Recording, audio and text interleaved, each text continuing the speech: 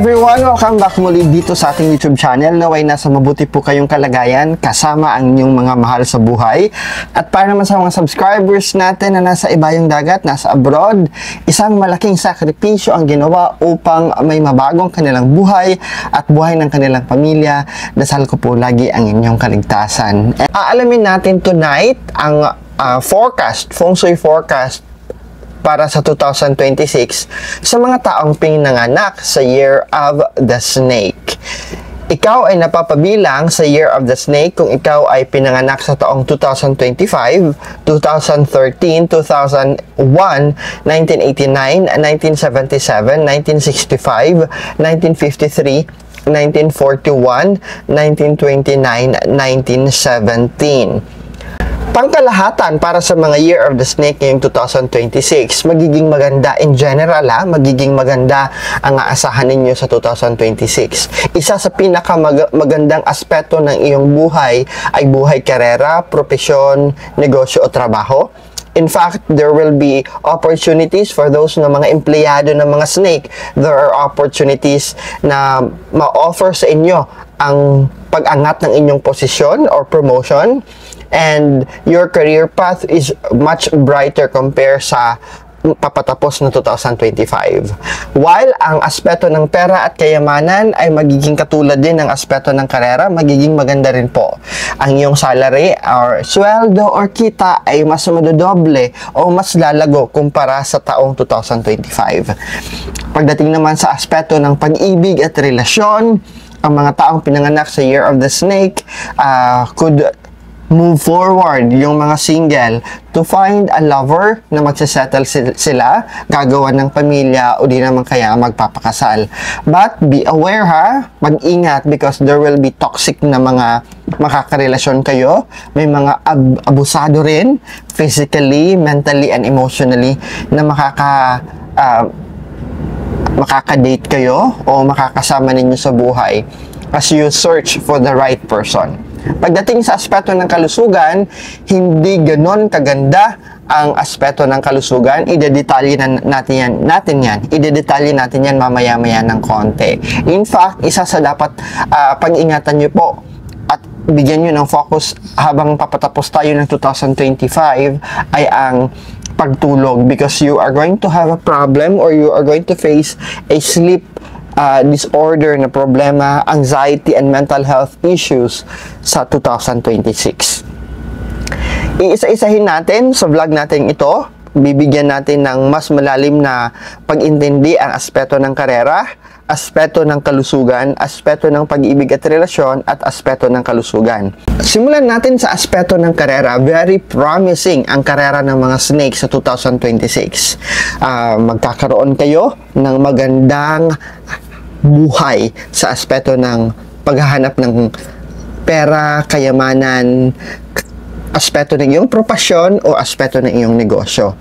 Ang iyong talento sa mga empleyado or nagtatrabaho ng mga snake ay marirecognize, mayroong mga pagkilala at gantimpala galing sa iyong mga boss o mga superior ninyo, at mabibigyan kayo, ilalaan sa inyo ang mga supervisory o managerial position. And makikilala rin kayo bilang model employee sa taong 2026. Karagdagan pa nito, you might also meet people na mag-guide sa inyo para mas yumabong pa kayo at mas maging magaling pa kayo sa anong propesyon o karera na mayroon kayo. With the support of these people, itong mga tao na noble people na darating sa buhay ninyo, you are going to be on the right direction sa 2026 and you will be on a better position sa 2026. There will be, may mga pakonti-konting problema pagdating sa aspeto ng karera. Ano yun? Ito yung medyo may mga inggit na mangyayari sa loob ng kumpanya, o kung negosyante ka man, medyo magkakaroon ng inggit sa mga kakompetensya.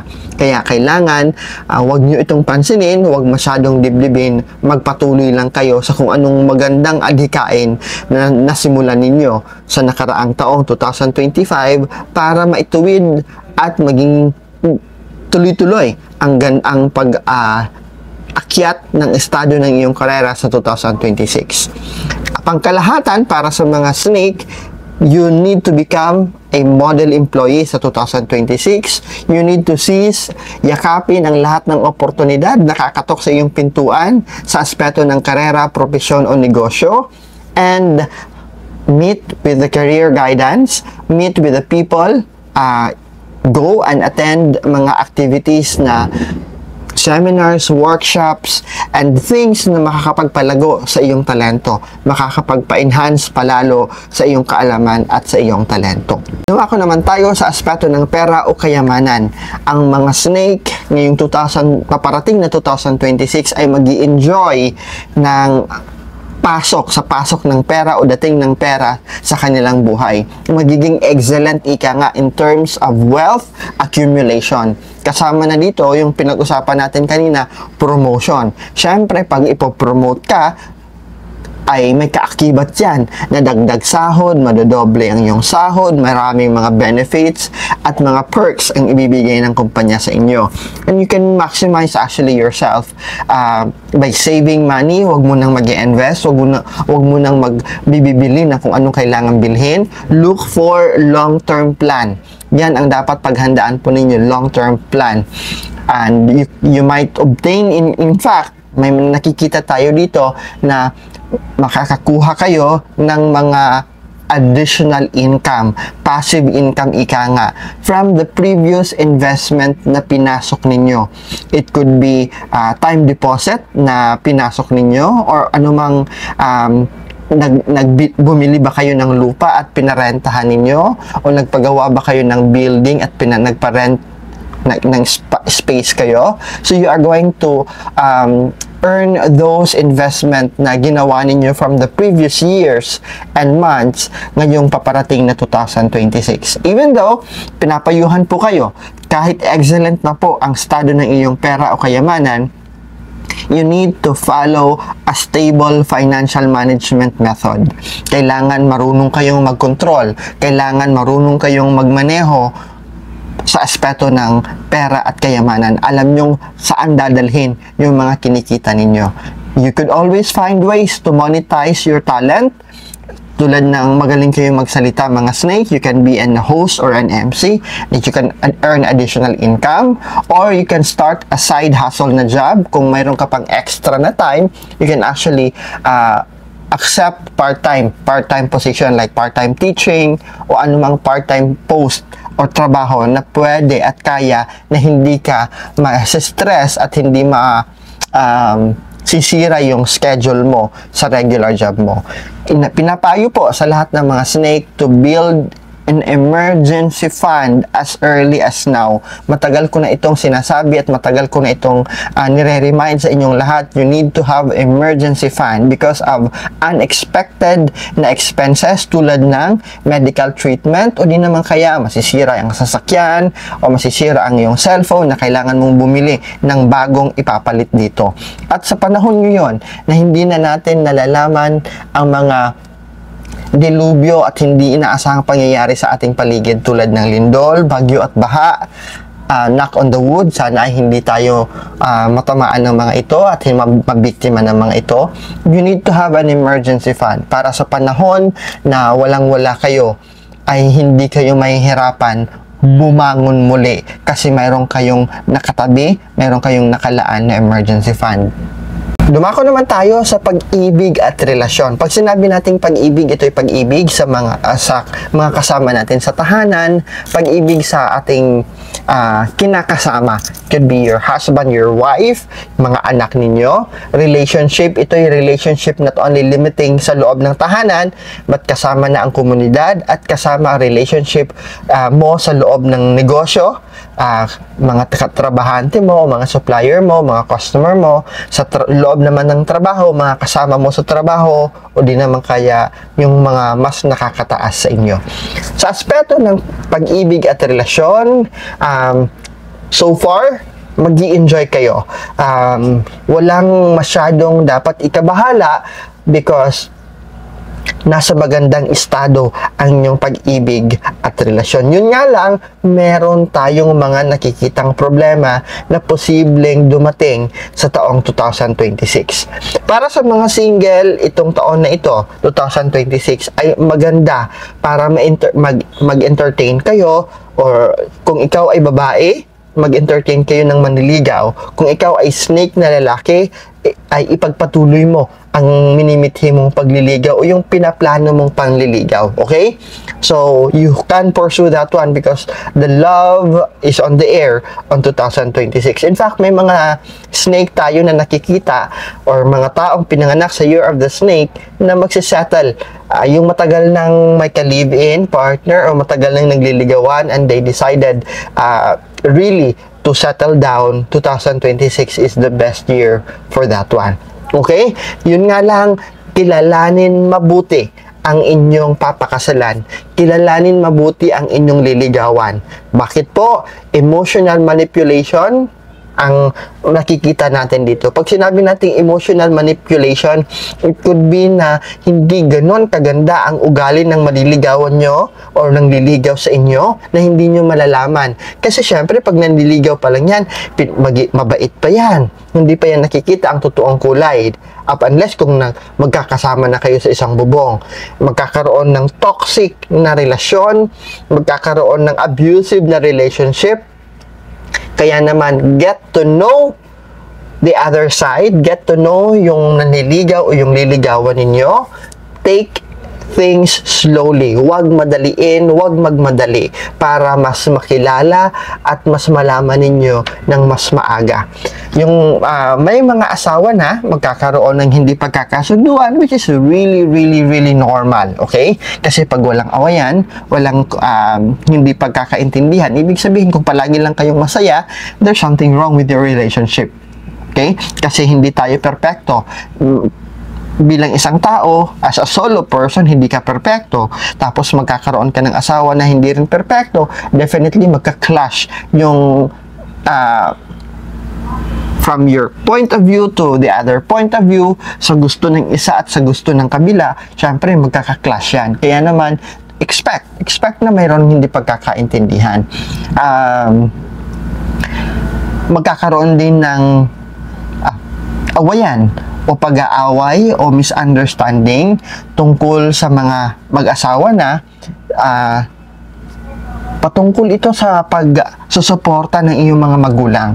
It could be si babae ang ayaw na magpapadala ka ng pera sa mga magulang mo, o di naman kaya si lalaki ang magkakaroon ng problema, bakit tinutulungan mo yung mga magulang mo. May mga ganong senaryo at ganong problema na posibleng nyong harapin sa 2026, mga snake.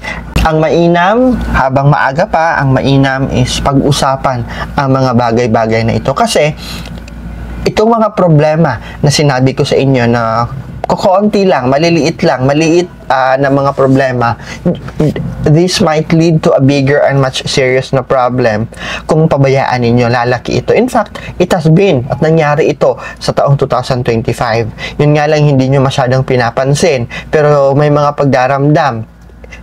Ang panahon nga lang, kasi pag matagal mo nang hindi iniisip, biglang nawawala lang sa iyong consciousness, sa iyong puso. Talagang kahit nagdamdam ka kasi bakit binibigyan at pinadadalhan niya yung mama niya? Yung mama ko hindi naman namin binibigyan. May mga ganon, mga selos-selos patungkol sa suporta na binibigay sa mga magulang ninyo o di naman kaya sa grandparents ninyo. It had started actually 2025 at ito'y lalala sa 2026. Kaya naman, mas maaga pag-usapan at paintindihin sa iyong kapareha why you should support at bakit kailangan ng ganito. And you need to meet halfway. Sige, tutulong ka pero hanggang ganito lang. May limitasyon. Okay? So, wala namang problema na hindi nagagawa ng paraan. Tama po ba ako? Lahat naman ng problema so far ay nagagawa ng paraan. Pagdating naman sa aspeto ng kalusugan para sa mga taong pinanganak sa Year of the Snake, nasa 3-star lang tayo, ibig sabihin hindi ganon kaganda ang takbo ng aspeto ng iyong pangangatawan o kalusugan sa 2026. Kaya kinakailangan, as early as now, pinapayuhan ko na po kayo, be diligent. Bigyan ng oras at panahon at be consistent sa pag-i-exercise, lumabas ka, mag-bike ka, mag-walking ka, mag-jogging ka. This will help improve your physical fitness. Iwasan nyo rin po ha, kasi sa 2026 snake, you are very prone to accident. Kaya pinapayuhan ko po kayo na huwag masyadong pupunta sa mga liblib na lugar, yung mahilig mag-hiking, mag-mountain climbing, ipagpaliban nyo muna ito ngayong 2026 kasi you are very much prone to accident, lalong-lalo na yung mga snake who are really mga snake na gustong-gusto ang mga extreme adventure. So, iwasan natin yon kasi yun ang magiging problema nyo po. In terms of your mental health, ito yung problema sa opisina na dadalhin nyo, didibdibin ninyo at mananatili sa isipan ninyo na pag-uwi nyo sa inyong bahay o tahanan, sa oras ng pagtulog, hindi kayo makatulog. Kaya, I am advising you guys that never bring your luggage galing sa trabaho at dadalhin nyo ito papunta sa bahay. Or, never bring your luggage, yung problema nyo sa inyong tahanan, papunta sa trabaho para hindi ito ma-mix and match, okay? So, kung meron kang problema sa iyong katrabaho, kung hindi mo kayang konfrontasyon kasi natatakot ka na mas lalong lumala, you could be ikaw na lang ang iiwas or ikaw na lang ang umiwas. Some ailment o may mga karamdaman na magpaparamdam muli, ito yung mga karamdaman na hinarap mo sa 2025 na posibleng magparamdam muli sa 2026. There are possible accident, yung sinabi ko sa inyo, mag-ingat, huwag muna sa mga extreme adventure, sa mga pagpupunta-punta, sa mga hiking at trekking, pagpunta sa mga unfamiliar places. Sleep problem and anxiety, ito'y tungkol sa mga problema na galing sa trabaho na madadala ninyo sa inyong tahanan na sa oras na pagtulog ninyo, dadamdamin ninyo, magiging malalim ang iniisip ninyo to the point na titingnan niyo yung relos, alas 5 na ng umaga o alas 6 na ng umaga, hindi ka pa nakatulog. Pagpunta mo ng trabaho, aburido ka na while you don't have good rest. So, you know how to manage your emotion. Huwag magpapadala sa mga kung anong naririnig mo sa loob ng negosyo o sa trabaho, galing sa mga katrabaho ninyo. Huwag ito dadamdamin. Kasi, pag pinapasa ang chismis, syempre, depende sa kung sino ang nagdadala nito ng mensahe na ito. May nadadagdag, may nababawas, dinadagdagan ng emosyon, depende kung paano dinideliver sa iyo. Kaya naman, iba na ang dating sa iyo, iba na ang nagiging interpretasyon niyo po. Muli, ako po'y kumakatok sa may mga gininto ang puso. Naway patuloy niyo po akong tulungan sa mithi ko pong makapagbigay ng ngiti at saya sa mga bata na apektado ng mga dilubyo, ng mga kalamidad, particularly sa mga nakaranas ng lindol. Sa mga nais maghatid at magpadala ng kanilang tulong at maging kabahagi ng ating Bagnang Pag-asa, nasa screen nyo na po ang RCBC Peso account natin, ang BPI Peso account natin at ang GCash number natin. Pwede nyong isulat o pwede nyo rin screenshot yan.